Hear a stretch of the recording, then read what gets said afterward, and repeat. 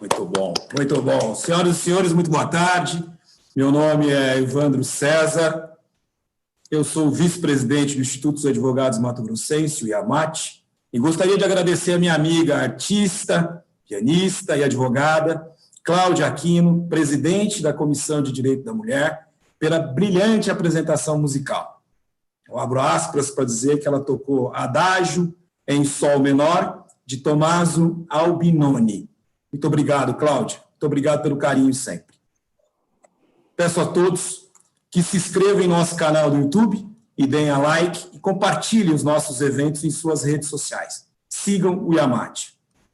É com imenso prazer que damos início ao IAMAT Jur desta tarde, com o tema central, o processo penal na atualidade.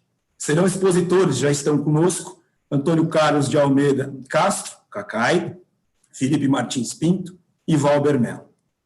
Queria dizer que o formato deste evento, cada expositor terá o tempo para suas considerações e, posteriormente, iniciaremos os debates. Peço que encaminhem suas perguntas pelo chat, disponível a todos, aqui no canal.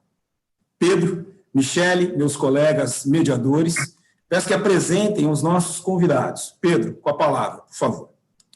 Boa tarde, senhores.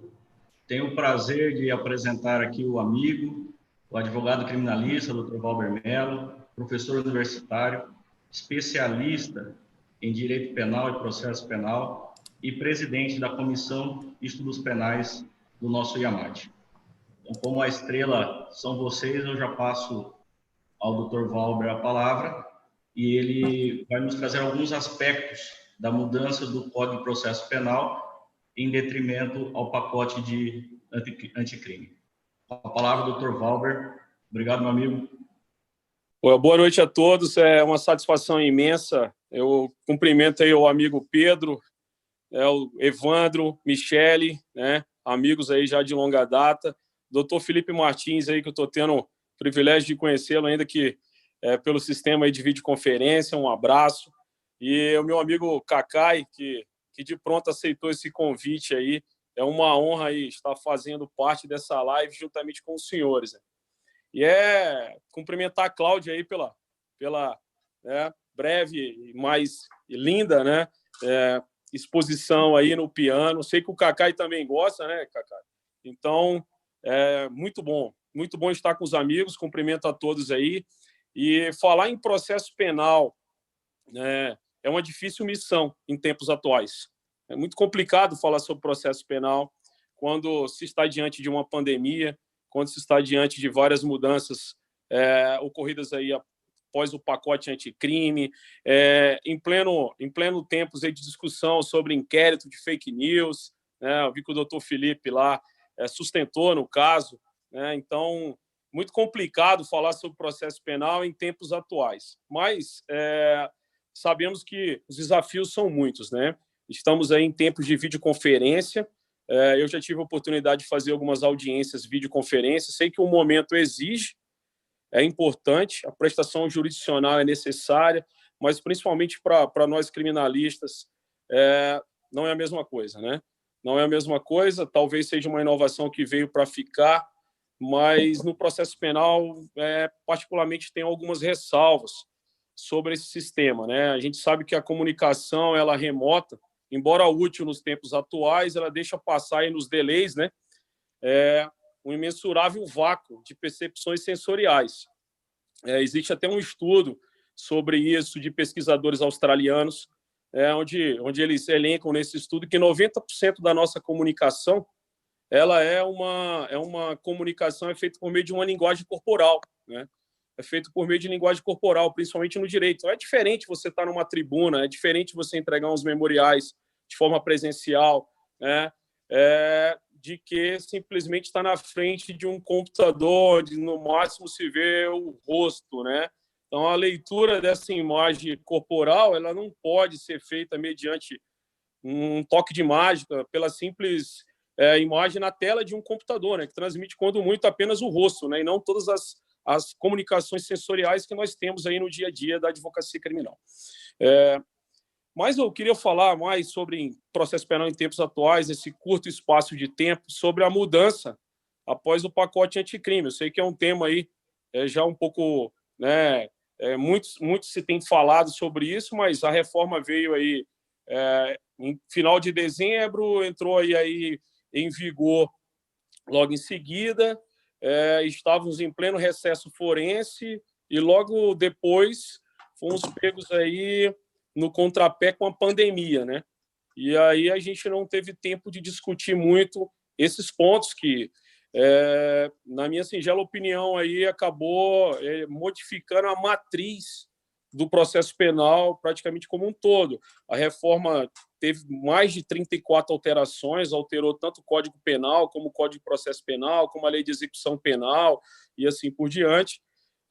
Mas alguns pontos são importantes, sei que o doutor Felipe vai falar especificamente aí sobre o juiz das garantias, então não vou comentar sobre ele, mas o que eu queria dizer basicamente é que a reforma trouxe pontos que há muito se discutia na doutrina, e que eram necessários, né? E a gente fala, por exemplo, rapidamente sobre a prisão preventiva, né? Acabou a prisão de ofício, houve uma potencialização do contraditório, ou seja, é possível, agora, já existia no CPP, mas agora o legislador, com o pacote anticrime, trouxe a possibilidade de abrir um contraditório nos casos que não forem urgentes, antes de decretar a prisão, né?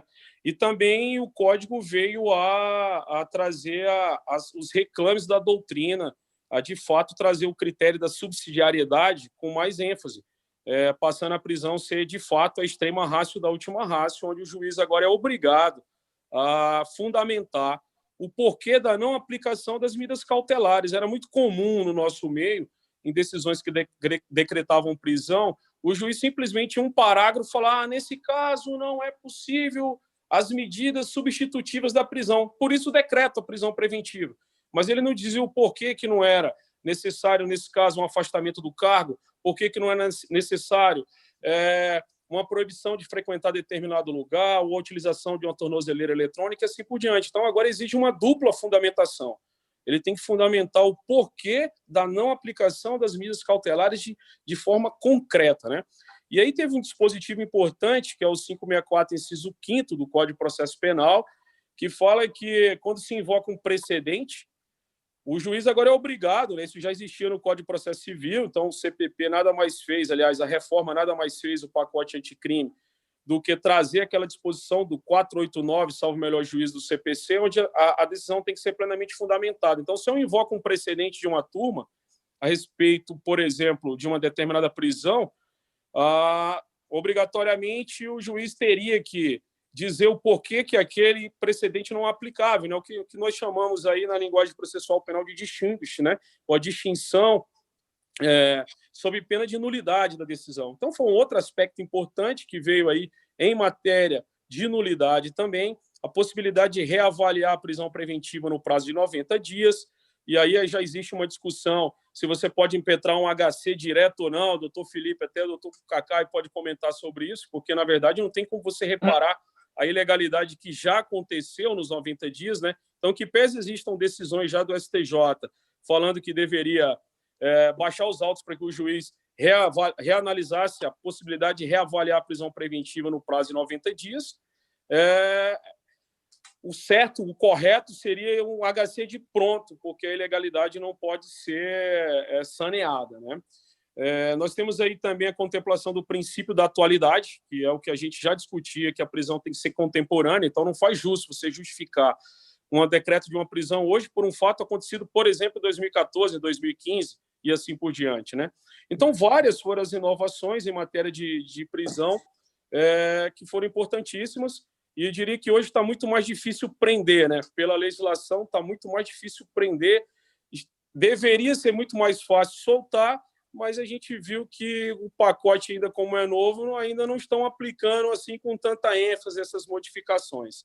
Nós tivemos aí um dispositivo importante também no pacote sobre a quebra de cadeia de custódia da prova, né, que é uma concatenação de documentos. O artigo 158A do CPP trouxe essa possibilidade.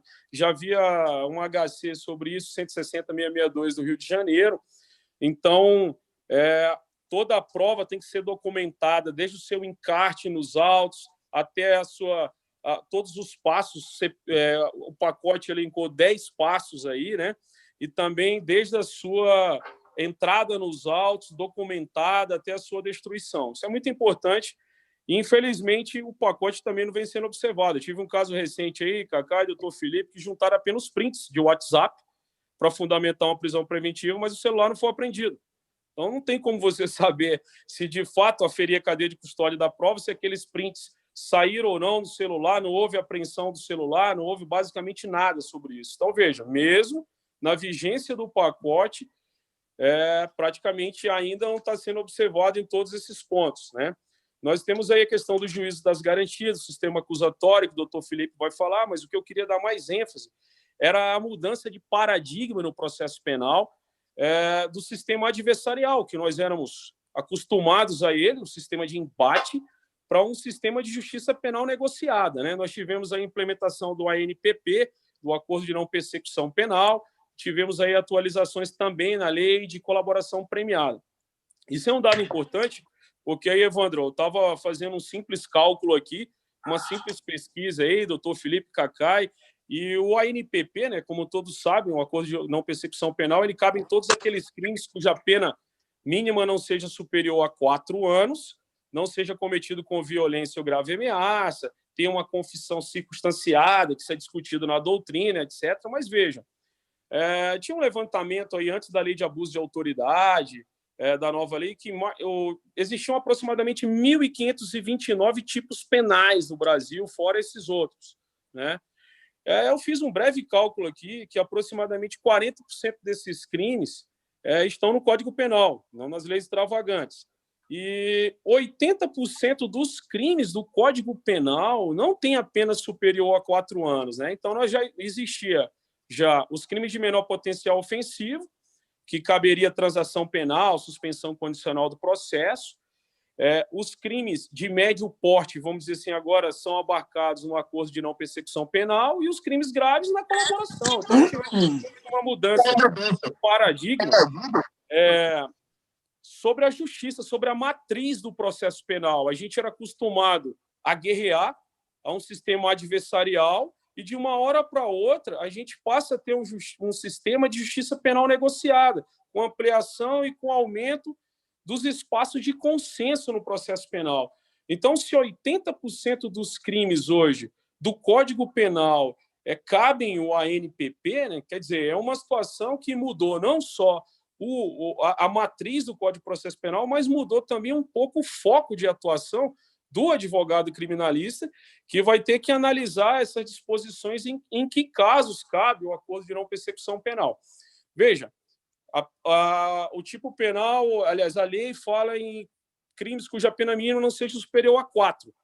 mas nós temos alguns aspectos aí, doutor Felipe, por exemplo, no caso de overcharging, né, que é excesso de acusação.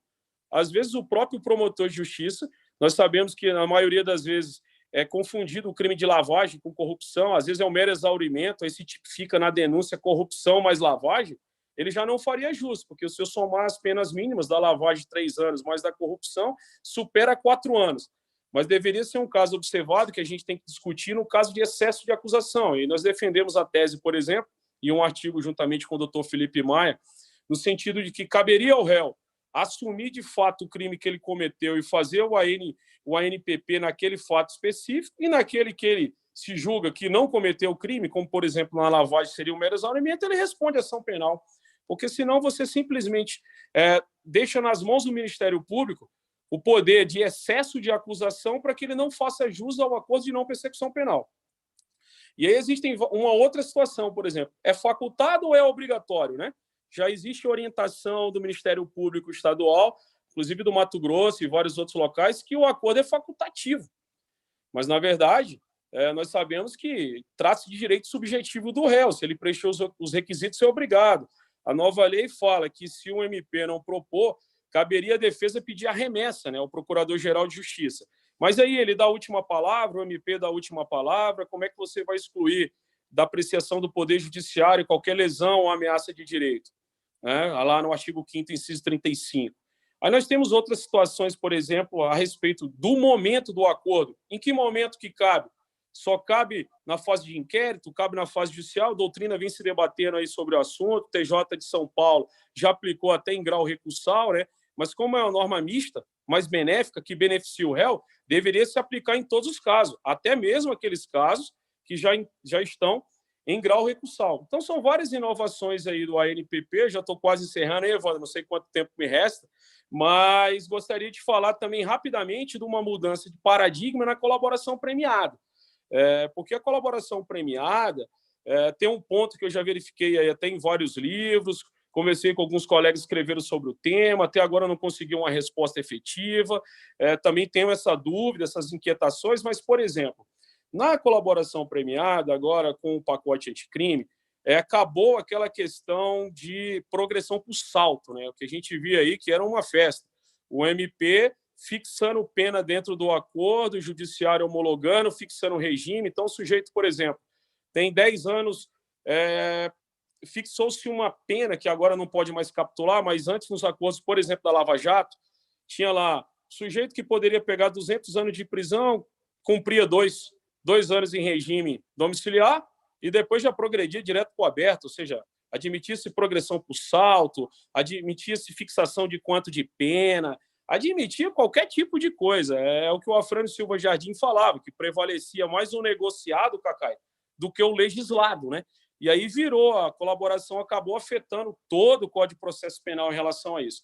Mas agora, com a nova legislação, penso eu que veja, não é mais tão atrativo fazer a colaboração, porque o sujeito que tem vários processos e que pode pegar uma pena muito alta, o máximo que ele pode ter pela legislação é a diminuição de 2/3, ou é o perdão judicial, ou a substituição de privativa por restritiva. Mas ele não pode, por exemplo, numa pena de 50 anos, começar em regime aberto, ou pular do fechado, ficar 6 meses no fechado, pular direto para o aberto, como era possível.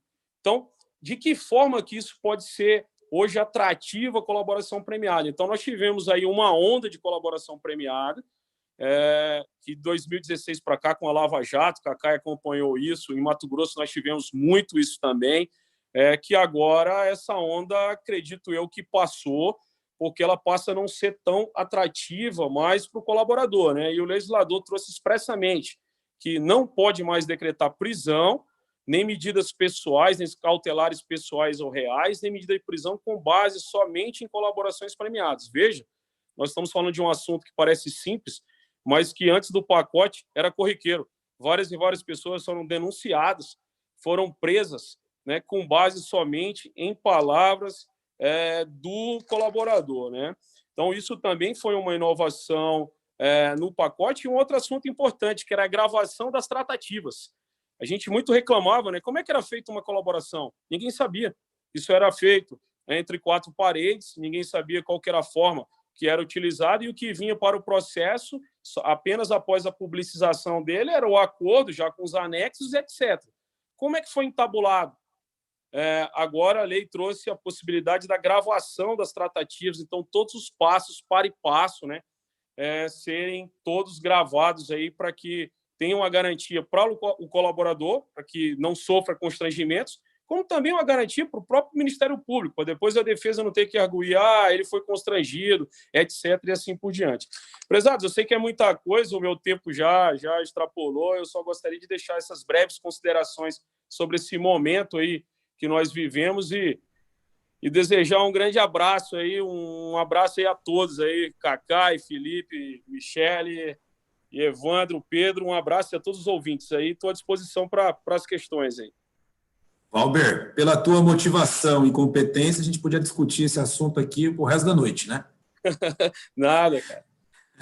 Obrigado, Valber. Cacá, eu sei que você tem outras lives também. Você quer ser o próximo? Fique bem à vontade. Nós estamos batendo um papo entre amigos. Se você preferir, eu te passo a palavra. Não, eu posso ouvir, sem problema. Com então prazer. Tá ótimo. Então, Michele, é com você para apresentar o Felipe e passar a palavra para ele. Por gentileza. Michele, você está sem microfone. Boa tarde em Mato Grosso, boa noite já no resto do país. Eu quero apresentar, né, com maior satisfação esse projeto do IAMAT, Dr. Felipe Martins Pinto. Dr. Felipe Martins Pinto, ele é PhD em Direito Penal, é professor de Direito Penal da UFMG, presidente do Instituto dos Advogados de Minas Gerais e conselheiro federal da OAB Minas Gerais também. Bem-vindo, doutor Felipe, em Mato Grosso, apesar que seja uma transmissão online, mas seja muito bem recepcionado aqui no nosso estado. Muito obrigado, boa noite. Agradecer o convite que o presidente Fábio Capilé me fez. É uma honra voltar ao Mato Grosso, dessa vez de forma virtual. Nosso vice-presidente Evandro, os colegas Michele e Pedro, que estão nos anfitrionando. Saudar a belíssima fala objetiva, clara e apaixonada do colega Valber Melo. Saudar aqui, já nem vou dizer o nome, porque quando uma pessoa é saudada no tribunal, quando faz uso da tribuna, ele já é referido pelos juízes como Cacá, então nós já podemos adotar aí o nome, quase que o nome oficial, não é? Mas o nosso caríssimo advogado criminalista, Cacá. E eu já marquei o tempo, tentarei ser muito preciso e não extrapolar o tempo. Quando pensamos no juiz de garantias, uma parte da alteração que acabou suspensa pelo ministro Luiz Fux, liminarmente, diante de um questionamento de constitucionalidade, mas quando pensamos no juiz de garantias, a reflexão eu gostaria de fazer remontando um pouco a própria colonização do Brasil. Porque quando observamos a cultura norte-americana, cultura jurídica, e a cultura brasileira, nós vamos ver que as ideologias, o momento histórico que interferiram nessa colonização acabaram tendo um reflexo direto.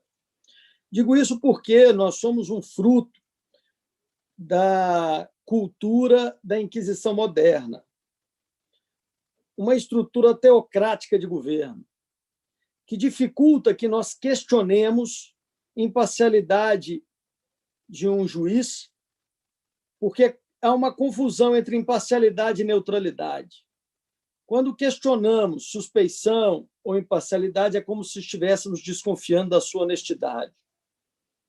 Há um maltrato de um princípio que é um direito humano, que é uma segurança de que nós tenhamos um julgamento isento. Fiz uma menção há pouco de que nós teríamos uma condição muito diferente quando pensamos no ordenamento norte-americano. Vamos ter ali uma sociedade formada com uma forte influência da Revolução Protestante, uma visão antropocêntrica, que fez com que nós observemos hoje, no trato da prática, um estudo profundo das pessoas que irão julgar, da vida pregressa, de eventuais ideologias, porque sabemos que se trata de um homem imperfeito, de uma pessoa que vai enxergar o direito sob a sua ótica, e não raro nós vamos ver ali, tanto nos julgamentos pelo júri, mas mesmo quando se trata de um juiz togado, a construção de estratégias defensivas, levando em consideração o homem que vai julgar. Então, eu quis fazer um contraponto, uma vez que temos cada vez mais trazido alguns institutos norte-americanos importados, que às vezes são enxertados sem uma adequada modulação à nossa cultura, mas para mostrar que essa diferença da formação da própria cultura jurídica, que não está seccionada da cultura geral da sociedade, acaba gerando uma interferência direta na maneira como nós observamos o julgador.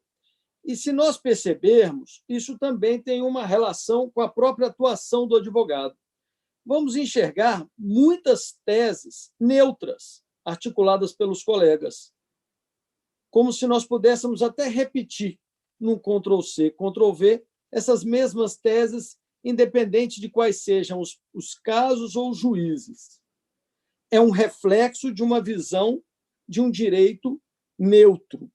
Um grave equívoco a confusão que se faz entre imparcialidade e neutralidade, porque seres humanos neutros não haverá para atuar nem no direito e nenhuma outra área do saber, mas especificamente no direito, todos nós, independente de qual seja a função que venhamos a exercer, a exerceremos vinculados à nossa visão do justo, à nossa visão de uma interpretação de cada um dos dispositivos que serão aplicados. Pois bem, entrando um pouco mais na visão do juiz de garantias, nós temos uma importação de institutos italianos, principalmente a forma como motivaram a investigação direta pelo MP, em que trouxeram uma parte do regramento e deixaram de lado uma outra parte. E o juiz de garantias é um instituto que vamos observar já com uma aplicação longeva na Itália e que faz com que nós asseguremos a isenção do juiz que irá apreciar de maneira definitiva as provas no processo de conhecimento. Fazendo um parênteses, essa involução ou pouca evolução do princípio da imparcialidade no Brasil, ela é bem observada em algumas situações concretas, como, por exemplo, o fato de um juiz ter contato com a prova ilícita e isso não torná-lo impedido de ser juiz. Como se nós pudéssemos extrair do consciente e até mesmo do inconsciente os efeitos que o resultado, o conteúdo da prova ilícita gerou naquele juiz. Não só isso, a maneira de produção de provas, de questionamento, formulação de quesitos, são questões que são postas em xeque a todo momento da forma como o princípio da imparcialidade acaba deixando a desejar. Nesse ponto, o juiz de garantias representa um grande avanço. Em que sentido? Não no controle de legalidade, por nós termos o habeas corpus, por nós já termos os juízes que fazem o controle das medidas cautelares, fazem já o controle de legalidade, de constitucionalidade, mas principalmente para assegurar que o juiz da causa tenha um conhecimento inédito das provas quando elas forem construídas em contraditório no processo. No momento em que nós temos um juiz que funcionará na fase pré-processual, nós teremos, então, essa preservação. De modo muito claro, no artigo 3º, mostra o objetivo de assegurar essa isenção do juiz da causa, tanto quando veda iniciativa do juiz na fase de investigação,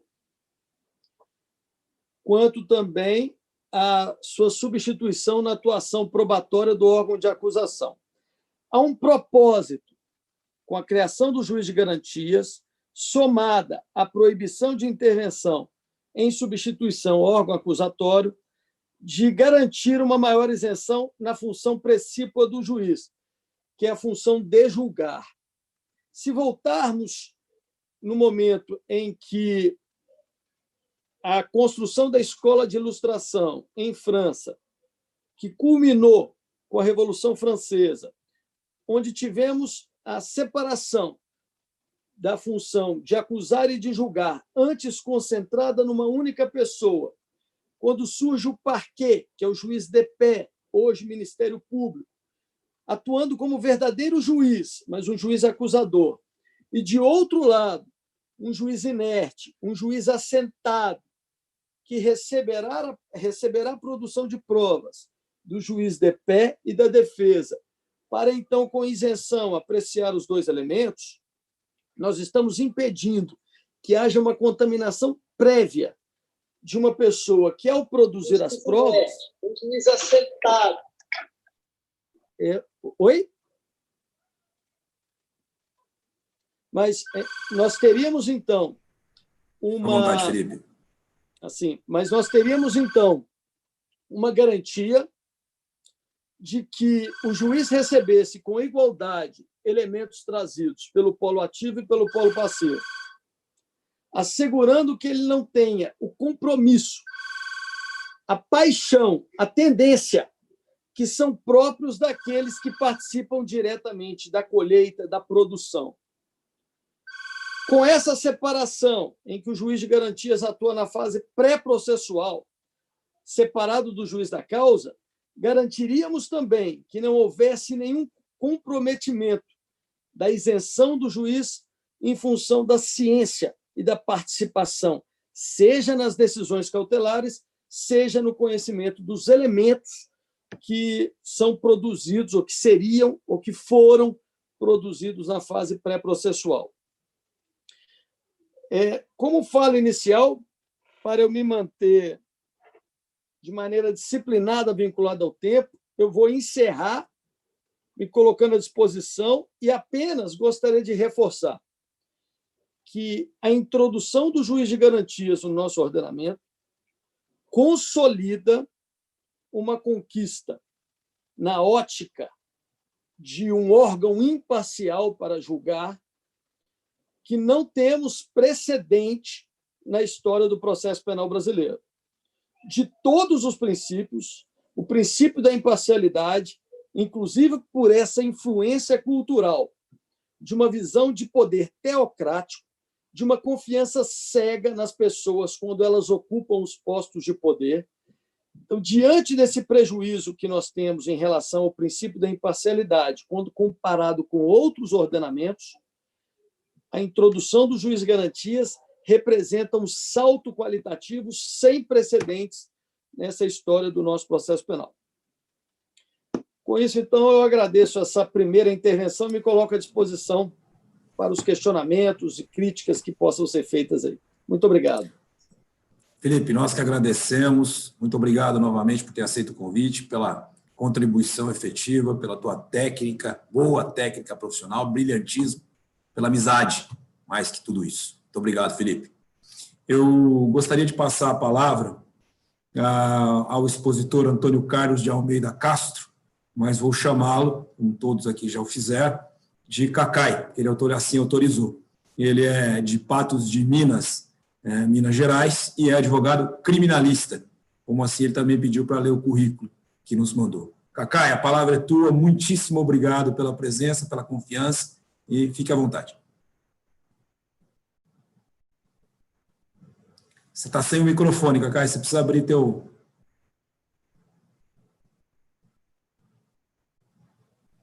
Agora deu certo. Certíssimo, vamos lá. Bem, eu quero agradecer a você, Evandro, ao Valber, aos meus amigos aí, a Michele, de Mato Grosso, com muito carinho. Eu acho que é sempre uma alegria, embora, evidentemente, hoje em dia, com essa angústia desse isolamento, falando de longe, tanto é que o Pedro está aí lá do Acre, o nosso amigo Felipe de Minas Gerais. Você vê como é que isso tem uma certa até facilidade de união aí para poder estar todo mundo na mesma linha. Mas é um prazer enorme ser convidado para trocar algumas ideias. O Valber, quando me ligou, ele pediu que eu falasse um pouco sobre o direito nesse momento de pandemia, a experiência que nós estamos tendo aqui no dia a dia junto aos tribunais superiores, como é que está funcionando, vamos dizer assim, os tribunais.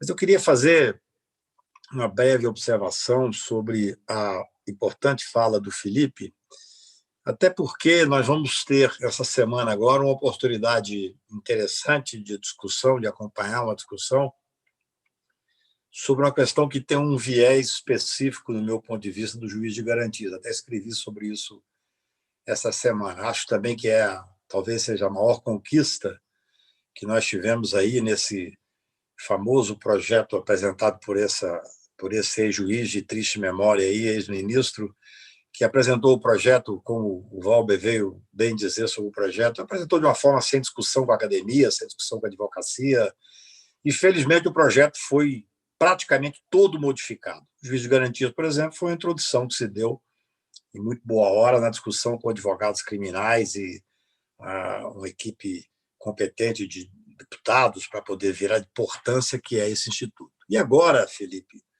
essa semana nós vamos ter, na quarta-feira, a continuidade do julgamento daquele inquérito da fake news.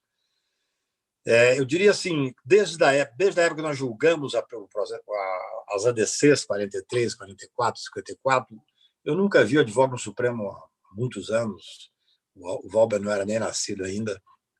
E, por isso, eu nunca vi o Supremo tão dividido. O Supremo realmente, aquilo fez uma divisão muito ruim para o Supremo Tribunal Federal. No entanto, agora, neste momento em que o Supremo é claramente atacado, eu não tenho como deixar de dizer isso, porque, como advogado militante, sou obrigado a prestar minha solidariedade. Estava, nesse momento, fazendo a revisão de uma nota que nós estamos soltando aí de apoio ao Supremo, porque há uma clara tentativa de intimidação do Poder Judiciário, representado pelo Supremo Tribunal, que, diga-se de passagem, está se portando muito bem nesse momento de pandemia. E é interessante porque esse julgamento desse inquérito chamado fake news, se fosse feito em outra época, Valber, eu acho que nós teríamos uma dificuldade, uma divisão muito grande se isso aí está afastando o sistema acusatório, ou seja, se o presidente poderia determinar a abertura direta do inquérito, principalmente se o presidente poderia ter determinado a distribuição para o ministro Alexandre. Eu sempre tive uma posição de que o presidente abriu em boa hora. Eu estava acompanhando muito de perto essa pressão que se fazia no judiciário através do presidente do Supremo, das famílias, da própria instituição do Supremo Tribunal Federal, e nós temos, evidentemente, que preservar essa independência, essa equidade entre os poderes, e penso que o artigo 43 do regimento dá esse direito, sim, do presidente abrir, para mim, quase que sem dúvida nenhuma, e realmente me incomodou um pouco aquela questão da distribuição, embora o artigo preveja, que eu acho que aí é uma discussão sobre o juiz natural, mas eu digo que, neste momento, o Supremo, penso eu, poderá, talvez por uma não unanimidade, mas por quase uma maioria muito significativa, dizer da validade desse inquérito. E aí terá uma discussão importantíssima, que eu escrevi um artigo onde falei sobre isso e também conversei um pouco no Supremo, porque penso que vai se discutir a questão quase que do juiz de garantia, Felipe, no Tribunal Superior. Porque o ministro Alexandre de Moraes, para mim, não haveria ministro melhor para presidir esse inquérito. Felizmente, foi feita essa distribuição para fazer o enfrentamento do que está anunciando. Esse inquérito, quando foi aberto, o momento já era grave. De lá para cá, até pela evolução das investigações contra esse grupo fascista, que quer, de alguma forma, colocar o Supremo no córner, e também o Poder Legislativo, esse inquérito se tornou muito mais importante. Agora, por mais que já tenha tido discussão, agora, felizmente, o atual Procurador-Geral da República se manifestou no inquérito, dizendo que é favorável à continuidade do inquérito. Claro, a prova ali produzida será destinada ao MP, que poderá, aí sim, acusar ou pedir o arquivamento. Não tem outra saída, essa é a norma constitucional. Porém, uma discussão que vai se dar na quarta-feira, talvez não na quarta-feira, que eu acho que não vai terminar quarta, talvez na quinta, e é após o julgamento, ou seja, em o Supremo validando, como eu espero e penso que vai validar esse inquérito, o voto do ministro Fachin foi um voto muito técnico sobre isso, nós vamos discutir se o ministro Alexandre poderá participar do julgamento. E eu entendo que não. Eu entendo que aí, Felipe, talvez seja o momento de aplicar o princípio do juiz de garantia, que é fundamental. O Alexandre, evidentemente, ele já determinou busca e apreensão, hoje ele determinou a prisão de pessoas que, inacreditavelmente, à luz do dia, na frente das televisões, soltaram rojões contra o Supremo. Mas acontece que não era rojão que poderia destruir. É a questão simbólica de você atacar do prédio da presidência do Supremo Tribunal Federal, onde os ministros se reúnem. É de uma gravidade ímpar, no meu ponto de vista, num momento de instabilidade extremamente assim, esgarçada. Nós temos hoje, eu falava hoje pela manhã para o grupo da XP, e eles perguntando como é que é a situação em Brasília. Eu falei, olha, felizmente nós temos um judiciário bastante maduro, um Congresso Nacional muito maduro, o presidente Rodrigo Maia da Câmara fazendo um trabalho com muita seriedade, porque há uma tentativa de confronto diária.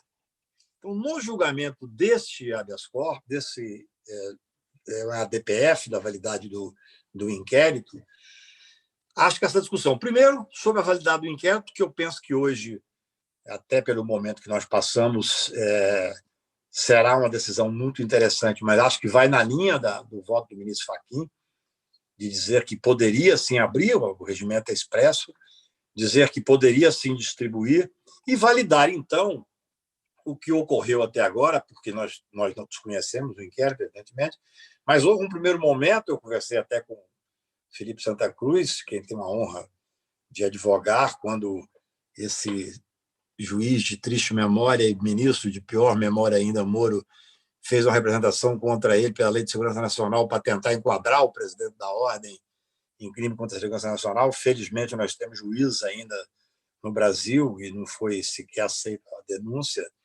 mas sobre se teria havido ou não a impossibilidade do acesso dos advogados ao que foi produzido no inquérito.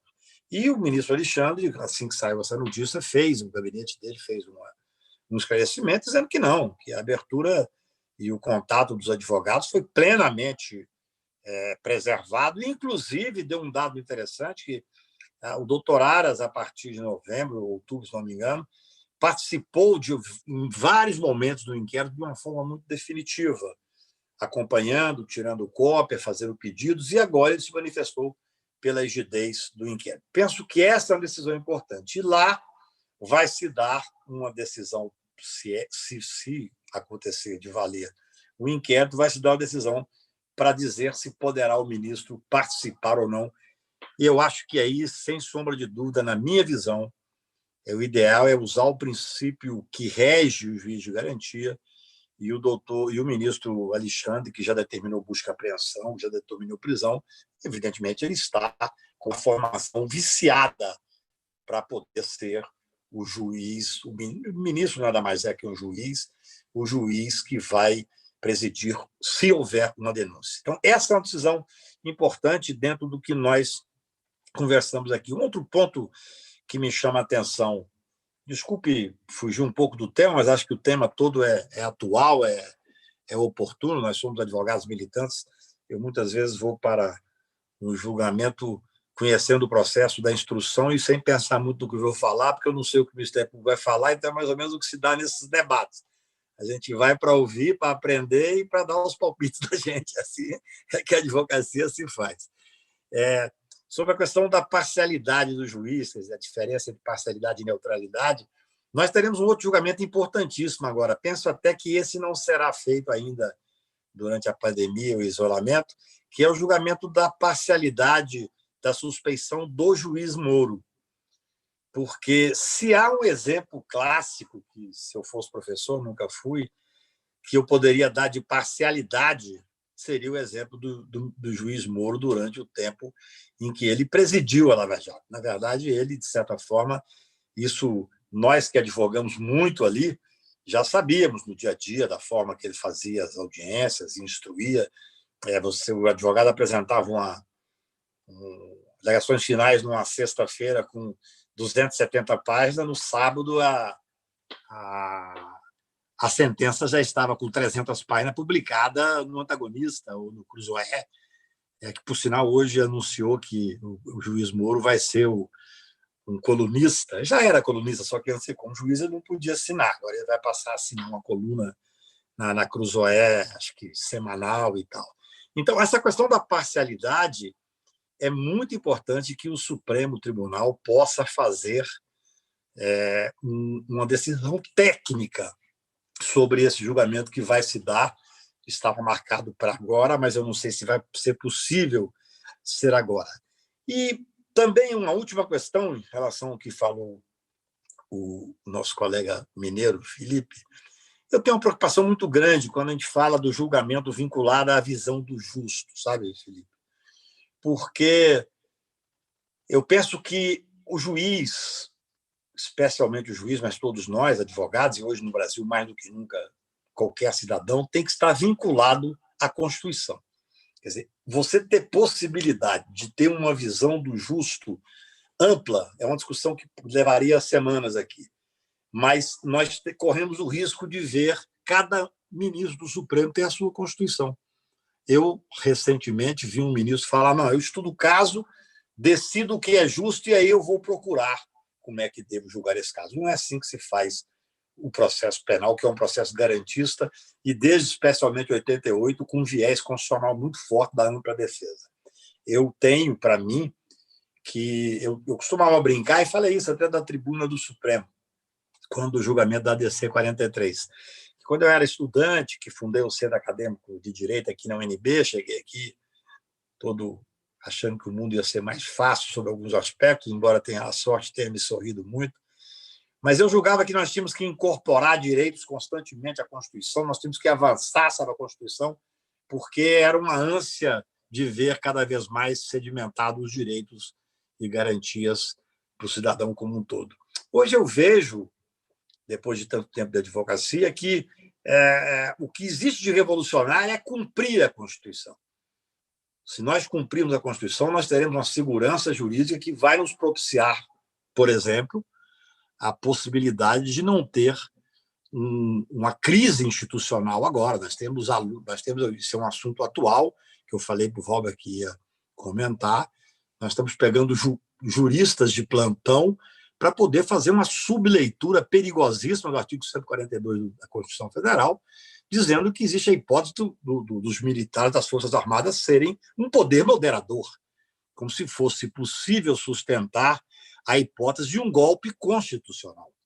Talvez esse seja o momento mais grave que nós estamos tendo de discussão constitucional. É claro que essa decisão do Fux no final de semana, no exercício da presidência, que o ministro Toffoli estava em recuperação, foi uma decisão importantíssima, mas que sofreu um ataque violento por parte, uma nota do presidente da República. Não me preocupa muito, porque o inimputável, o que fala tem pouco valor, embora tenha o simbolismo do cargo, mas uma nota assinada também pelo vice-presidente, o que comporta certa seriedade de preocupação. Num ataque, a pretexto sempre de defender, mas num ataque ao Supremo Tribunal Federal, porque, na verdade, o Fux disse, e triste do país onde nós temos que dizer o óbvio, mas o Fux disse o óbvio, que evidentemente não existe um poder moderador por parte das Forças Armadas, nem poderia haver. O que existe, o Rui Barbosa já falava, é o direito do Supremo Tribunal Federal de errar por último. É assim que a Constituição preza e é assim que nós devemos fazer esse enfrentamento. Então, eu ia dizer um pouco sobre a forma que o Poder Judiciário tem enfrentado esse momento. Para mim, até com todas as dificuldades, tem enfrentado bem. Eu já fiz julgamento no Supremo Tribunal através desse sistema virtual. Amanhã tem um julgamento de uma ação penal originária, onde eu vou sustentar. É claro que eu eu pedi ao presidente e ao relator que tirasse de pauta, porque não vejo por que julgar uma ação penal onde não tem possibilidade de prescrição num sistema virtual. Mas, pelo menos, esse sistema, e foi isso que eu conversei com o Walter, que talvez fosse interessante trazer a discussão, esse sistema ele preserva os preceitos constitucionais básicos para o julgamento, porque Não é presencial sob o aspecto de eu não estou lá fisicamente, mas todos os ministros estão ao mesmo tempo. A Procuradoria da República fala antes do advogado, você sabe o que ele vai falar, você pode interferir. Eu tive um julgamento semana retrasada importante no Tribunal de Brasília, que ganhamos, sustentamos, tivemos êxito, em que houve interpelação, falamos com o presidente da turma, o procurador foi instado a se manifestar sobre uma questão que nós levamos. Tem um outro julgamento que nós fizemos no Tribunal Regional Federal, que também fizemos sustentação com advogados do Brasil inteiro e que foi preservado esses direitos e garantias constitucionais mínimos, eu diria. É claro que, como o Valber bem disse, nós que somos advogados criminais queremos estar presente, poder participar mais, até porque existe, sim, uma hipótese de você notar quando o ministro presta mais atenção, quando ele faz uma contrariedade, para que você possa, às vezes, fazer uma interferência da tribuna ou mesmo uma interferência através de um memorial. Mas eu acho que, na pandemia, nós vivemos uma crise, o mundo vive uma crise sem precedentes. O judiciário respondeu razoavelmente bem. Uma coisa que eu sempre falo para os advogados, especialmente os criminais, mas não somente os criminais, e falo fora mesmo do nosso meio, falo onde vou falar, onde me chamam para falar, eu falo da necessidade de discutir a questão dos presídios desse momento. Assim que começou essa história dessa pandemia, a minha primeira preocupação, eu não faço política de ordem, mas eu tenho vários amigos ali, minha primeira preocupação para a comissão que trabalha a questão do direito penal foi essa, quer dizer, o desastre que seria quando chegasse o vírus dentro das cadeias. Porque nós temos uma sociedade desumanizada, uma sociedade que não olha para o presidiário como sendo um cidadão sujeito de direitos. O cidadão perde o direito à liberdade, mas ele tem que manter com ele, por determinação constitucional e por uma formação humanista que eu espero todos nós tenhamos, todos os demais direitos. Então, todos nós já previmos, eu falei sobre isso no iniciozinho, do desastre que seria o vírus chegar aqui nos presídios. E até quando tinha um grupo um pouco mais reticente, eu dizia, olha, quem preocupa apenas com os presos, ou seja, que não preocupa porque acha que se ele está preso ele não tem que ter alguns direitos, tem que ver a população que trabalha nos presídios. Acho que 160 mil pessoas que prestam de algum tipo de serviço, seja de saúde, seja de etário, seja de segurança, seja levando alimentos, tudo. Todas essas pessoas saem e entram nos presídios, os advogados, evidentemente, a Defensoria Pública, o Ministério Público, todos esses fazem uma possibilidade de ter uma porta aberta. E quando o vírus entrasse, eu já falava naquela época, acredito que todos vocês tinham essa preocupação, hoje aqui só na Papuda nós temos mais de 1.000 infectados. Então, assim, é quase impossível passar por esse momento de pandemia, de absoluta angústia desses isolamentos, porque para mim é fácil ter, de certa forma, um isolamento. Estou aqui numa biblioteca, lá em cima tem outra desse tamanho, tenho opções de discutir com amigos o dia inteiro, tenho a alegria de ser chamado para discutir com vocês, tenho um ambiente para poder trabalhar, ler, produzir, mas essa não é a realidade nacional. Nós estamos vivendo uma pandemia, eu falo muito isso com os ministros, com juízes e desembargadores no dia a dia, que nós temos uma urgência de fazer algumas questões, especialmente no direito penal. Por isso é que eu falo também elogiando, de certa forma, o Poder Judiciário, que conseguiu implementar alguma agilidade dentro dos ditames constitucionais, inclusive, que realmente me chamou a atenção. Por exemplo, esses julgamentos, fora que nós comentávamos en passant, fora o julgamento, a sustentação oral encartada, que isso é um absurdo completo, é claro que ela não cumpre os direitos constitucionais da...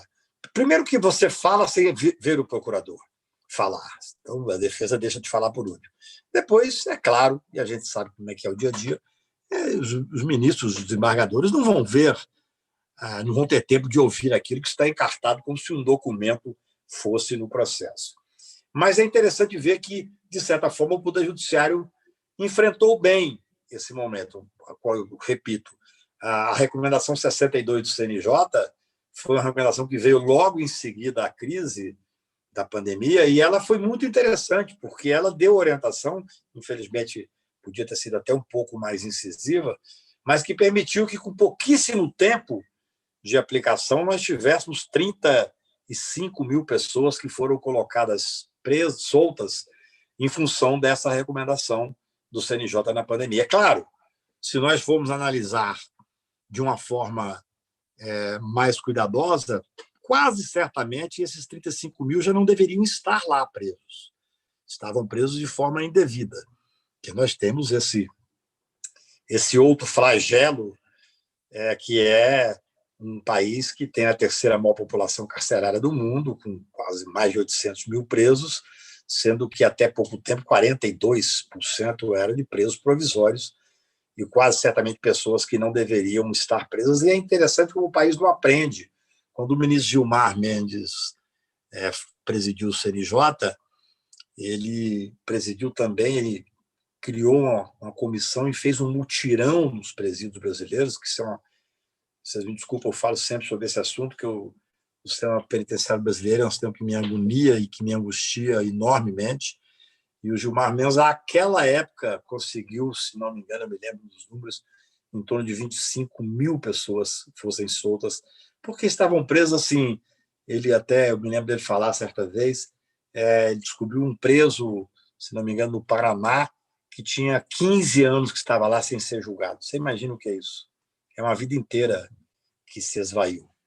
Então, eu penso que nós, advogados criminais, nós, advogados que estamos numa luta permanente pelo cumprimento da Constituição, nós temos que ter os olhos voltados para essa questão penitenciária nesse momento, especialmente nesse momento, em todos os momentos, mas nesses momentos de pandemia e de isolamento, que realmente é uma gravidade absoluta. Nós tínhamos os presídios já que eram verdadeiras masmorras. Eu me lembro que não há muito tempo atrás entrei com um habeas corpus, um cliente que eu tenho em Portugal, entrei com habeas corpus em Estrasburgo, lá no Tribunal Internacional de Direitos Humanos, Europeu de Direitos Humanos, alegando a falta de condições dos presídios brasileiros de receber o cidadão, e conseguimos uma liminar para impedir que o cidadão viesse para o Brasil. Uma vergonha, um brasileiro defendendo contra as próprias condições humanitárias, para tentar defender do cidadão ter o direito mínimo de ser tratado com dignidade. Então, essas são questões que eu acho que, muito en passant, eu queria colocar para vocês. Nós temos muitas coisas que têm que ser discutidas, a questão da possibilidade das audiências de custódia nesse momento virtual. Um dos objetivos da audiência de custódia, todos nós sabemos, é verificar se houve agressão, se houve pressão, se houve tortura. E isso virtualmente é muito difícil, porque o juiz está vendo o cidadão lá na audiência de custódia para averiguar os requisitos da continuação da prisão, e, no entanto, ao lado dele pode estar aquele que fez a tortura, que fez a ameaça, que fez a agressão, sem que esteja aparecendo no vídeo. Claro que, dentro dessa dificuldade, nós temos que acionar cada vez mais a advocacia, a defensoria pública, para que esteja presente junto em toda a audiência de custódia, mas é uma dificuldade que eu acho extremamente grande de fazer cumprir os direitos e garantias constitucionais. Bem, eu queria colocar isso. Eu, infelizmente, vou ter um outro compromisso, mas quero ficar ainda um pouco com vocês, mais para ouvir do que para qualquer coisa, ou para tirar alguma dúvida, para discutir o que algum colega aí quiser colocar. Mas eu penso que isso, para mim, hoje é o fundamental. Essa discussão do juiz de garantia acho atualíssima.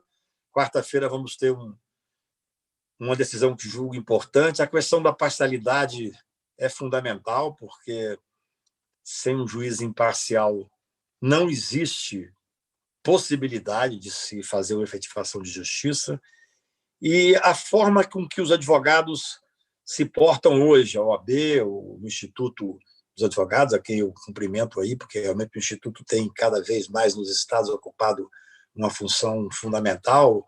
O Instituto tem uma diferença grande. Normalmente você tem advogados muito intelectualizados que têm tempo para dedicar à produção literária, à produção jurídica.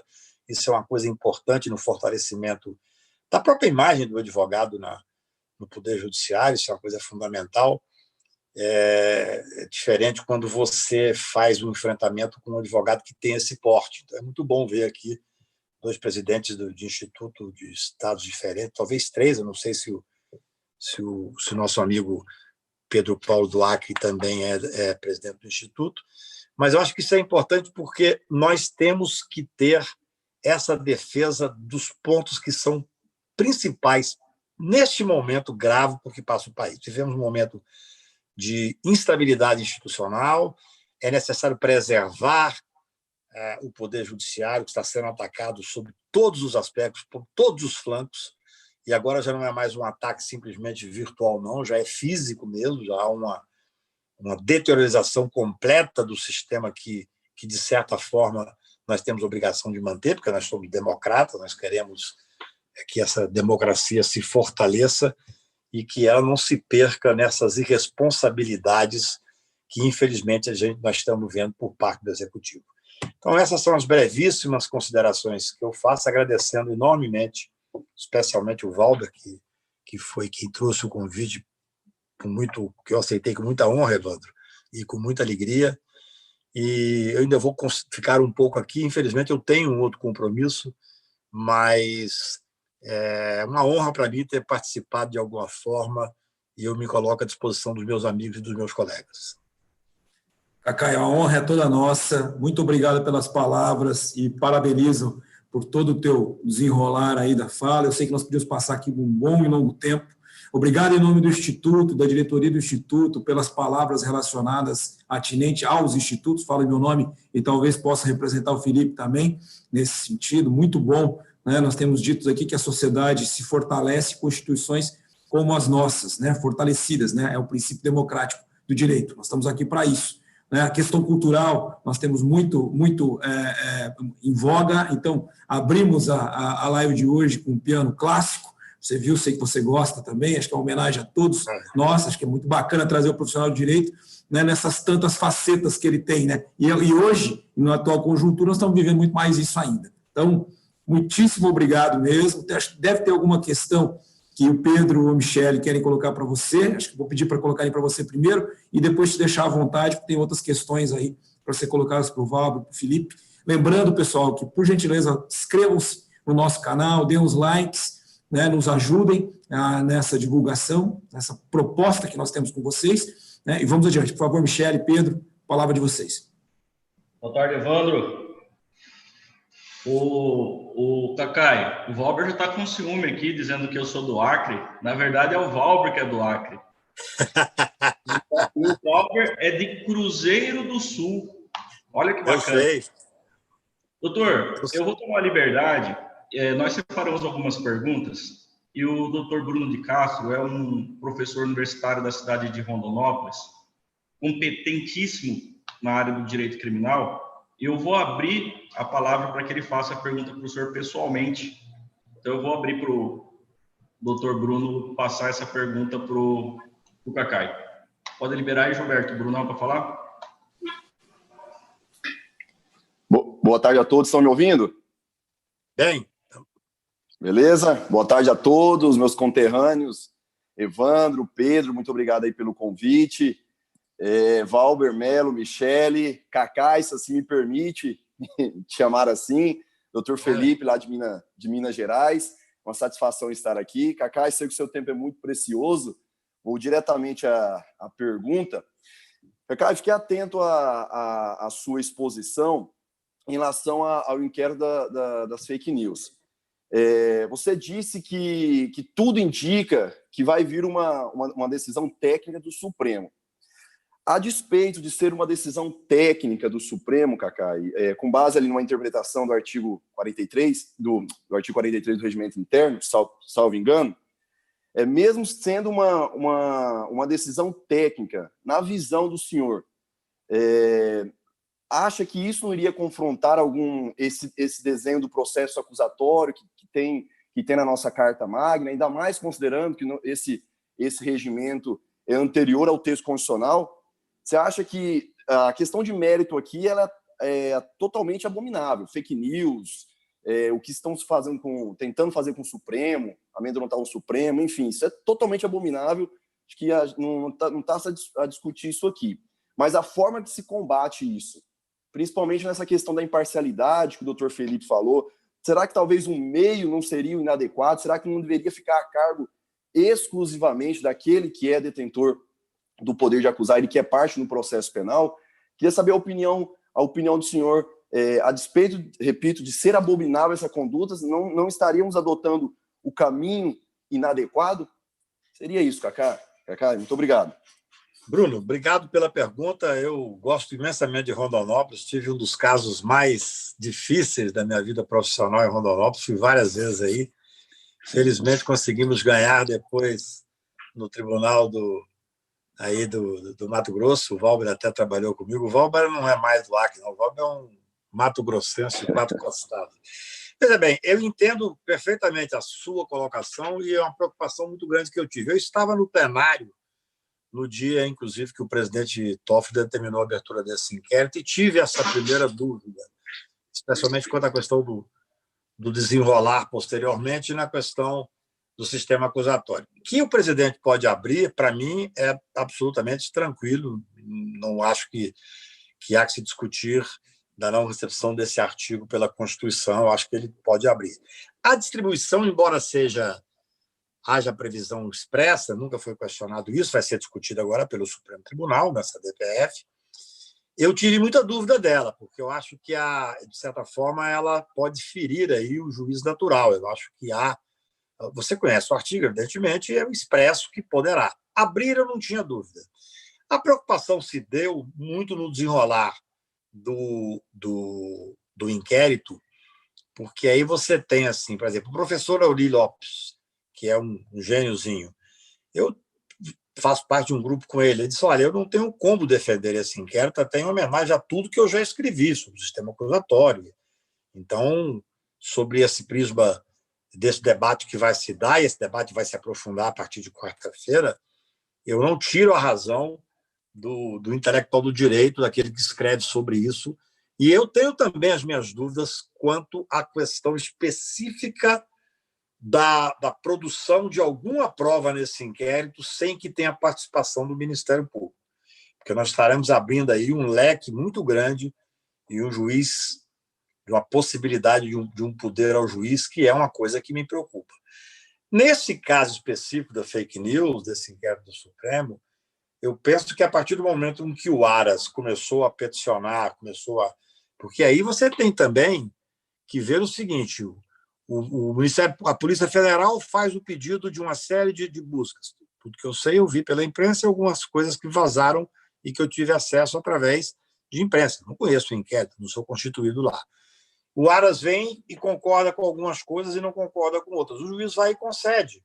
Mas esse inquérito está absolutamente, no meu ponto de vista, a partir do momento que o Aras começou a participar, ele tem, então, sobre esse requisito, não vejo mais como questionar. A produção dessa prova me parece óbvio, e acho que não tem dúvida quanto a isso, até o voto do ministro Fachin também enfrenta isso, é a produção que irá para o Ministério Público apresentar ou não a denúncia como domus lide. Então, nós vamos ter uma outra discussão se chegar, por exemplo, à hipótese de ter um arquivamento do Aras. Você sabe que essa é uma discussão que se dá porque o Procurador-Geral da República, ele pedindo o arquivamento, o Supremo Tribunal não tem muito o que fazer, você não tem como não aceitar o arquivamento. Então, como você tem a prova produzida para o Ministério Público, isso já é longamente conversado e discutido nas academias, eu sou só um advogado, o Ministério Público passa a ter mais poder do que qualquer ministro do Supremo Tribunal Federal na matéria criminal, porque ele é o dominus lide. Até por isso, sobre outras matérias, ampliou-se muito o leque. Antigamente, praticamente só o Ministério Público poderia entrar com algumas ações. Hoje em dia, não. Você tem os institutos que podem entrar, que têm legitimidade, mas na questão criminal, nós temos que ater aos poderes do Ministério Público para o oferecimento da denúncia. Então, eu entendo que o tema é controvertido, mas eu defendo a legalidade desse inquérito. Eu não tenho dúvida que o ministro Toffoli poderia determinar, ele, qualquer outro ministro, determinar a abertura.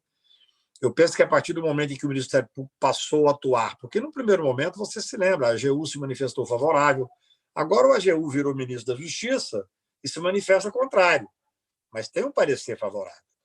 Agora, a discussão não é pequena. A discussão não é pequena e eu concordo, eu tenho as mesmas preocupações com você, porque o que acontecer nesse inquérito vai passar a acontecer lá no meu interior de Minas Gerais, na minha querida Patos de Minas, que o juiz vai se sentir com essa autorização. Mas, na minha visão, com a participação já posta do Aras, eu penso que não tenho dúvida que o ministro Toffoli poderia entrar, e o objetivo da investigação parece que está muito claro que é o que foi atingido parte do seu. Não é falar que os fins justificam os meios, mas existia uma gravíssima ofensa à questão até física mesmo dos ministros, dos familiares e tal, e esse inquérito tem uma previsão no artigo 43. Não é fácil a situação e não é simples. Por isso é que eu estou extremamente curioso para acompanhar o julgamento da quarta-feira. Eu vou ter que pedir desculpas, mas eu tenho uma outra live às 8 horas e eu tenho antes que ter uma discussão, porque agora a gente despacha por telefone com desembargadores e com ministros de hora marcada. Eu marquei às 7h30, porque eu julguei que seria só até às 7 horas. O prazer de estar com vocês. Cacá, nós agradecemos muito, seja sempre muito bem-vindo em terras mato-grossenses, mesmo de forma digital. Sucesso para você sempre. Saúde e paz. Um abraço. Bruno, muito obrigado pela participação, Bruno. Michele, você está com a palavra, por favor, para fazer os encaminhamentos para o Valber e para o Felipe. Cacá, um abraço, fica com Deus. Abraço, obrigado por tudo. Tchau, tchau. Doutor Valber, eu gostaria de saber da sua parte essa questão que está sendo discutida sobre a essenciabilidade da advocacia. Nós estamos com promulgação aí de decretos onde não colocam a advocacia, embora isso não precisa estar, né, no decreto que já está previsto na nossa Constituição, mas a partir do momento que nós não somos colocados como um serviço essencial, tendo em vista esse isolamento que está havendo, né, com o fechamento do atendimento presencial, e inclusive aqui, especificamente em Cuiabá, com essa questão do recolhimento também, que está sendo feito durante a madrugada, como que é a sua visão? No seguinte sentido, você não acredita que, de certa forma, está havendo um movimento para que se mantenha o atendimento tanto em um presídio, tanto quanto o atendimento nos fóruns, com os juízes também, para que se mantenha esse sistema por videoconferência e que se diminui cada vez mais os direitos que nós, como advogados, como defensores, temos. Como o Cacá falou, nós vamos fazer uma audiência de instrução criminal. Qual a garantia de estar sendo ouvida uma testemunha e não saber que ela está sendo coagida naquele momento em que ela está prestando ali o seu depoimento? Quais garantias que nós temos se não for respeitado a essencialidade da advocacia criminal como um serviço aí de ser essencial e de ter o atendimento também presencial? O que você pensa sobre tudo isso? Ô, Michele, tudo bem? Obrigado aí pela pergunta. É uma honra aí estar podendo responder a pergunta da nossa presidente da Abracrim aí, em qual cumprimento já todos os colegas aí da Abracrim que estão assistindo aí a live. Na verdade, né, Michele, a gente que atua na prática, na advocacia criminal, a gente tem percebido algumas situações que têm acontecido que, de fato, até é compreensível nesse momento de pandemia, como o Cacá bem falou, né, a questão, por exemplo, de o judiciário estar respondendo bem essas demandas nesse período. Mas existem situações, eu percebo que, de certa forma, esse momento serviu para que o Poder Judiciário também refletisse que essas audiências eles estão produzindo muito mais eles estão produzindo muito mais internamente. E eu já noto uma certa movimentação de que esse sistema permaneça, né? Eu vejo isso com ressalvas. Vejo isso com ressalvas pelo seguinte: você acabou de citar, por exemplo, as audiências. Eu mesmo tive uma audiência juntamente com o Felipe, e que a gente não sabia, a testemunha estava no quarto dela, por exemplo. A gente não sabe se ela está lendo um cartaz, se alguém está instruindo, não tem como verificar isso. Por exemplo, a situação do réu, ou do acusado, na verdade, que estava no presídio, não tinha como deixar a porta fechada para a gente se entrevistar juntamente com ele, porque o sinal não pegava com a porta fechada. Então, ficava aberto, mas o agente carcerário que estava ali, ele estava ouvindo o que a gente estava falando.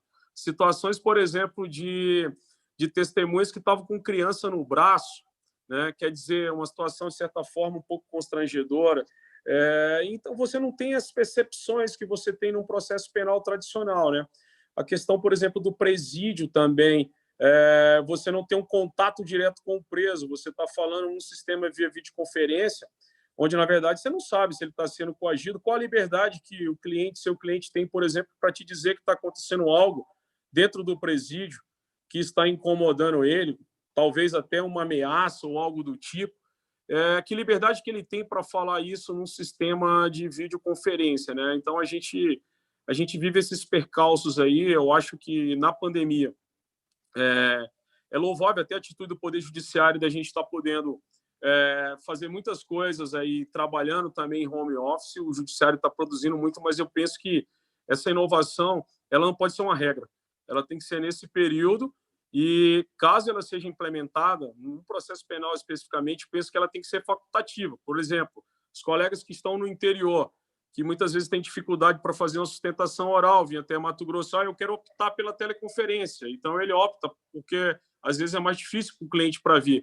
Mas isso não pode tirar o direito do advogado de presencialmente, se assim o quiser, fazer a sua sustentação oral após, me refiro especificamente pós-pandemia, né?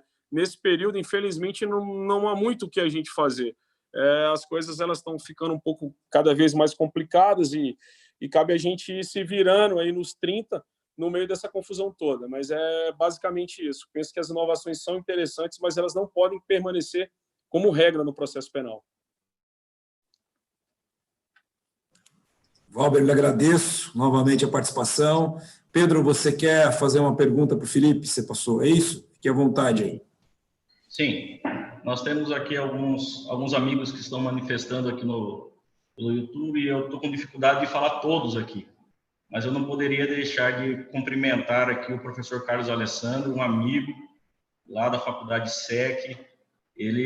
Hoje é aniversário dele e ele tirou 1 hora e pouco para participar conosco aqui nesse momento de festa. Ele até me agradeceu aqui por ter oportunizado de assistir essa palestra, porque ele se diz fã do Cacai. E vários amigos que estão conosco aqui no YouTube. Só que a nossa internet está um pouquinho fraca, talvez eu deixe de cumprimentar alguns aqui. Mas a turma da Abraquim está em peso. Com certeza não é nem por minha conta, nem da sua, Evandro, sim por conta da Michele, né? Sem sombra de dúvida, a presidente está aqui conosco. E Pedro, diga aí para o pessoal, para todos se sentirem abraçados pela Michele. A Michele, a gente pode abraçar todo mundo aqui, né? A nossa representante feminina aqui, das mulheres aqui, presidente da Abraquim. Então, por favor, sintam-se todos que estão se manifestando aí. Muito obrigado por estar acompanhando a gente, se manifestando e sintam-se acolhidos. Pois bem. Evandro, o Leandro Camargo, ele pediu que eu direcionasse uma pergunta para o Felipe. Tá, Felipe? Eu sou tributarista, então eu vou pegar na literalidade do que ele escreveu, tudo bem? Então, me perdoe se eu faltar um pouquinho para a técnica aqui.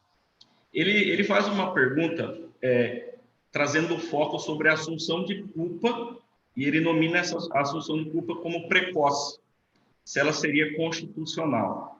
Aí ele escreveu assim, pediu que o senhor abordasse sobre o momento da colheita da assunção de culpa, sem a possibilidade de orientação jurídica, técnica jurídica, e em situação de vulnerabilidade do que foi abordado perante a autoridade policial. E se, no caso, não for aceita a ANPP, se isso prejudicaria a fase instrutória, lá na fase do juízo da instrução. Então, essa foi a pergunta que ele fez especificamente aqui no YouTube. E eu passo para o senhor na literalidade. Ele traz, inclusive, a imparcialidade judicial prejudicada nesse momento. Agradeço aí a pergunta do colega. Nós temos um binômio no ordenamento brasileiro insuperável. Nós temos inocentes ou culpados. De uma maneira muito expressa na Constituição, no inciso 57 do artigo 5º, atribui-se a condição de culpa em função de uma presunção relativa porque ela tem efeitos com previsão de término. Atribui-se, então, que o indivíduo ele será culpado após o trânsito em julgado de sentença penal condenatória. Em todas as outras situações de vida, nós somos inocentes. Nesse contexto, o que eu entendi aí, eventual assunção de culpa, então, seja em audiência de custódia, no interrogatório policial, vou considerar essas hipóteses, se eu compreendi bem aí a pergunta. Em função da Convenção Interamericana de Direitos Humanos, da qual os Estados Unidos, apesar de sediar a Comissão Interamericana, não é signatário, nos Estados Unidos nós temos o direito ao silêncio. Quando se abre mão deste silêncio, você recebe ou é tomado o seu compromisso como se testemunha fosse. E por isso, Bill Clinton, ex-presidente americano, foi processado. Não foi pela relação extraconjugal, mas pela mentira, porque lá você tem apenas o direito ao silêncio. Em função de previsão expressa da Convenção Interamericana, da qual somos signatários, e depois do julgamento do depositário infiel, mesmo não havendo ratificação pelo Congresso, todas as normas de direitos humanos das quais o Brasil seja signatário, elas se tornam normas infraconstitucionais, mas supralegais. Então, acima do Código de Processo Penal, nós temos a Convenção Interamericana de Direitos Humanos, que prevê que ninguém é obrigado a ser testemunha de si mesmo, o que promove uma alteração na natureza jurídica do interrogatório, que no Código de Processo Penal de 1941 está inserida no título das provas, mas que, diante da garantia trazida pela Convenção Interamericana de Direitos Humanos, em que eu não apenas tenho o direito ao silêncio, mas, se for ouvido, eu exerço ali um papel defensivo e não probatório, eu apresento pela minha própria boca a versão, porque a expressão advogado, advocare, falar por. Há sempre alguém que fala por mim. Eu tenho uma única oportunidade na fase pré-processual, uma única oportunidade na fase judicial de me defender pela própria boca. Então, ainda que haja uma assunção de culpa, ela não vincula, posso mudar, e por isso o juiz de garantia se torna tão efetivo, porque se o indivíduo assume eventual responsabilidade, considerando que estes elementos não irão contaminar a instrução processual, uma vez instruído por advogado, que pode não ter ocorrido na fase pré-processual, uma vez instruído por advogado, caso, numa visão estratégica, seja mais conveniente que eu negue o fato e não tenhamos moralismos. Estamos falando de direitos humanos e não de hipocrisia. Aí a pessoa vem dizendo, assumiu, agora muda. Isso é exercício de defesa, que a pessoa só entende a importância quando ele próprio é objeto, é alcançado pelo ius puniendi do Estado. Mas, nesse sentido, a mudança aí é plenamente legítima. E com a estrutura alterada pela introdução do juiz de garantias, eventuais preconceitos advindos do contato com esse elemento pré-processual deixariam de existir. Tornaria, então, muito mais efetivo esse direito. Eu espero ter esclarecido aí a questão do colega. Não sei se é exatamente isso. Os colegas criminalistas que ombreiam comigo aí honrosamente esta tribuna virtual, se tiverem compreendido de outra forma, que às vezes me esclareçam ou complementem, por favor. Michele, Valber, fiquem à vontade se quiserem fazer algum apontamento, por favor.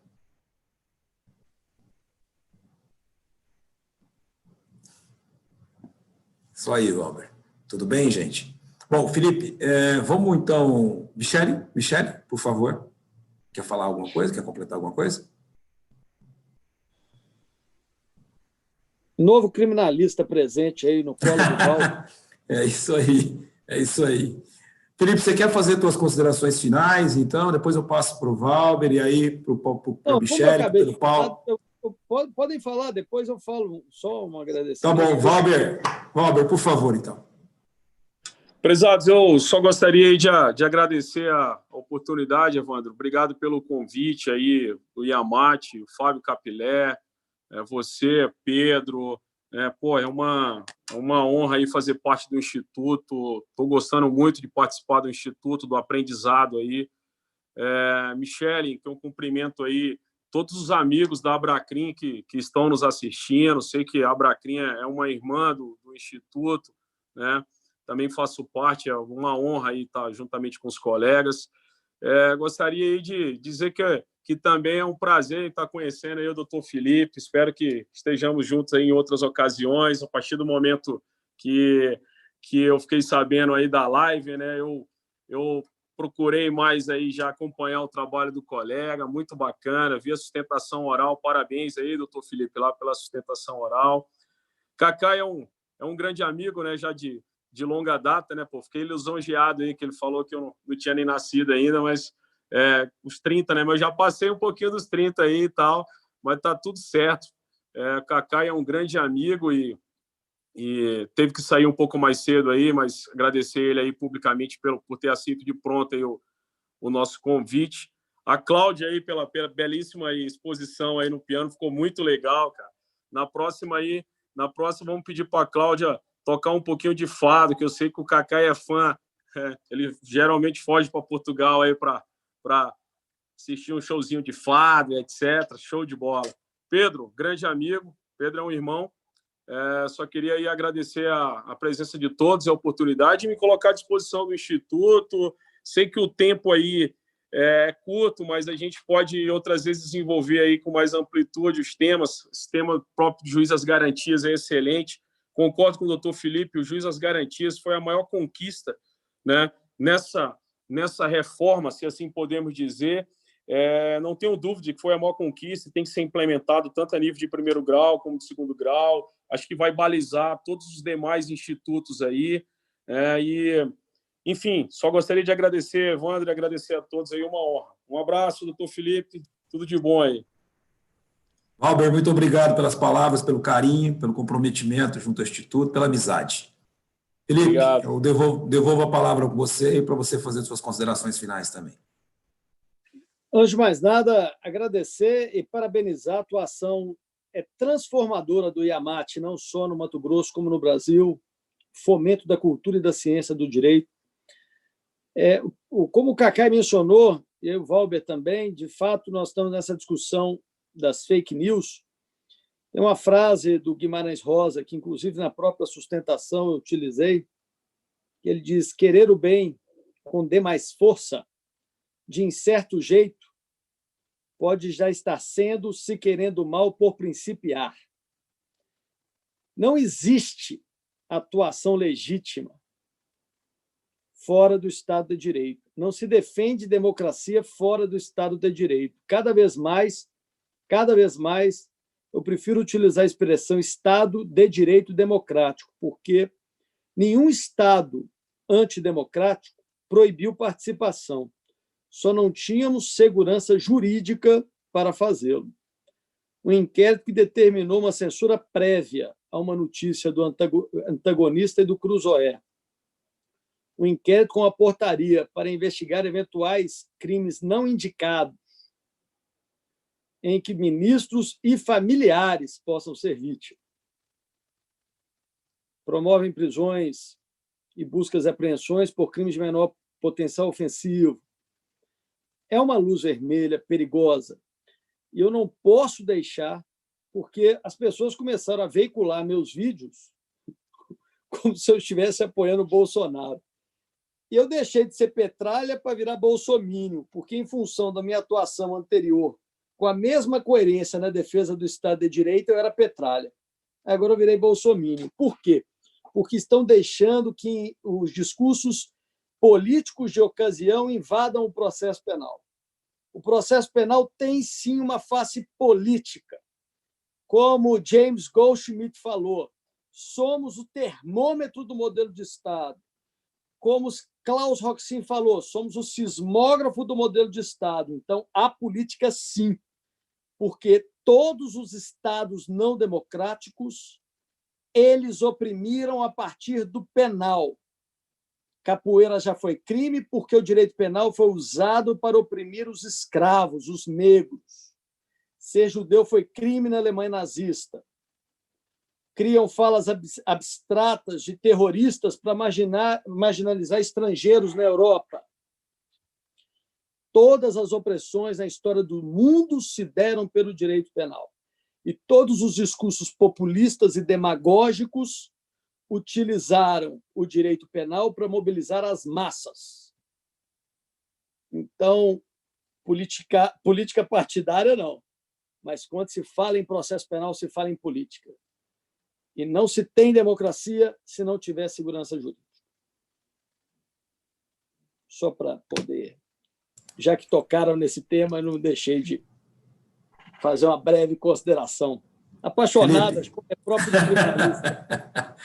Você falou do Valber, mas está aí, né? Relato apaixonado, né? Vamos em frente. Sempre. Né? Felipe, muito obrigado. Muito obrigado você, em nome da diretoria, em nome do EAMAT. Enfim, muito obrigado pela presença de vocês. Michele, você quer dar uma palavra? Pedro, para a gente encerrar? Só quero agradecer, primeiramente, elogiar a participação da doutora Cláudia Aquino aqui, realmente um espetáculo. A doutora Cláudia está como presidente da Comissão da Mulher Advogada do IAMAT. Eu, como presidente da Abracrim, membro do IAMAT, membro da Comissão de Penal, hoje presidida por Dr. Valber Mello no IAMAT, e o Valber, ele é conselheiro da Abracrim Mato Grosso também, conselheiro nacional da Abracrim Mato Grosso, representante lá. Então, realmente, nós estamos nos unindo, os institutos, as associações, no sentido de estarmos aprimorando e buscando aí soluções realmente eficazes na área criminal, e o Instituto em todas as áreas. Então, está de parabéns todo esse movimento que o Instituto está fazendo através do nosso presidente, aí Fábio Capilé também, doutor Evandro, doutor Pedro Paulo, com uma organização maravilhosa aí em relação a essa live e outras que virão também. Então, eu estou muito satisfeita de poder participar e estar com vocês juntamente aí nas buscas de melhoria para a nossa advocacia. Doutor Felipe, foi uma satisfação conhecê-lo, também não o conhecia, quero poder ainda estar lhe conhecendo pessoalmente, em breve, se Deus quiser, tudo isso vai passar, e um abraço a todos aí da Abracrim que assistiram e também os outros advogados que estão nos acompanhando, enfim, adquirindo aí partilhando conhecimento entre todos. Um grande abraço. Obrigado, Michele. Pedro, teus alunos, teus amigos, nossos colegas estão aí nos assistindo. Tua mensagem. Você está sem microfone, Pedro. Sim. Enfim, para nós do IAMAT não resta outra forma de agradecer a não ser dizendo obrigado, né? Nós contamos com palestrantes de alto nível, os três contribuíram sobremaneira o tema que foi posto, um tema novo, um tema que acontece agora. Foram várias perguntas que foram postas, então nós só temos que agradecer aos amigos que estiveram aqui nos oportunizando a oratória. Obrigado aos amigos que participaram no YouTube, fazendo perguntas, até as brincadeiras também, muito bacana. Mandar um abraço para a doutora Cláudia Aquino, que fez a abertura, trazendo a ideia que nós queríamos mesmo que fosse posta, que o Instituto, ele, além de tratar o direito, ele também olha o ser humano. Então, ali não foi a doutora Cláudia Aquino que tocou o piano, foi a mulher Cláudia Aquino. Né? Dr. Valber descontraído, aí de camiseta. Né?